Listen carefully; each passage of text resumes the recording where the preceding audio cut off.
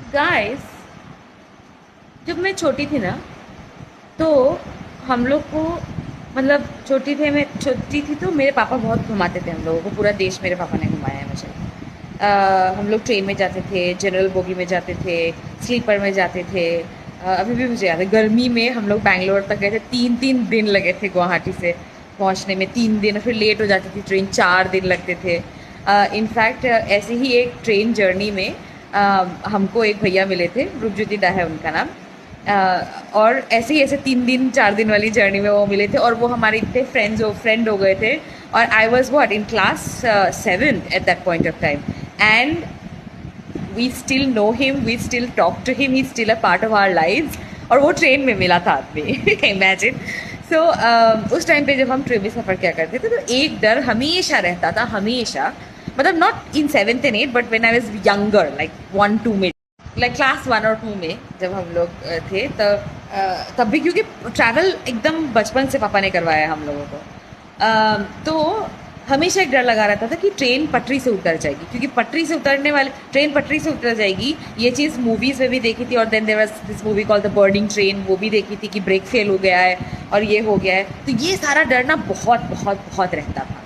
फिर धीरे धीरे जब ट्रेन का सफ़र करना शुरू किया, तो बचपन से ही करते आ रहे हैं, कॉलेज के टाइम तक। इनफैक्ट मैं जेएनयू के टाइम तक मैं ट्रेन राजधानी से आई हुई हूँ घर अकेले।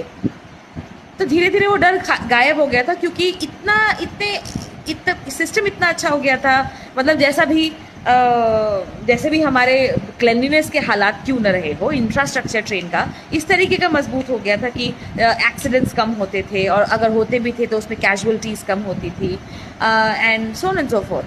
मतलब ऐसा था कि अगर एक्सीडेंट हो भी गया तो मरेंगे नहीं, इंजरी होगी लेकिन मरेंगे नहीं, क्योंकि जो आपातकालीन सुविधाएं होती है वो भी अच्छी थी। तो फिर उसके बाद लालू प्रसाद का दौर आया, उसमें तो एसी भी ट्रेनें मिलने लगी, और हम लोग जो नॉन एसी से ट्रैवल किया करते थे, तो हमको एसी ट्रेनें मिलने लगी ट्रैवल करने के लिए। तो यार, एक समय वो था, मुझे लगता है कि वो जो बचपन का जो डर है ना, जिसमें ट्रेन डिरेल हो गई थी, या ब्रेक फेल हो गया था, या पटरी से उतर गई थी, वो डर एक बार फिर से वापस आने लग गया है। Because in the past 2 months itself there have been like 3-4 major train accidents, जिसमें भले ही बहुत सारे लोगों की जानें नहीं गई हों, लेकिन आज के डेट में 21वीं शताब्दी में 2024 में जब हमारे आज़ादी के 75 साल हो गए हैं, एक भी जान अगर जाती है तो भी वो काफ़ी शर्मनाक होता है ना। तो मैं बैठे बैठे वही सोच रही थी कि मतलब थोड़ा सा अनफेयर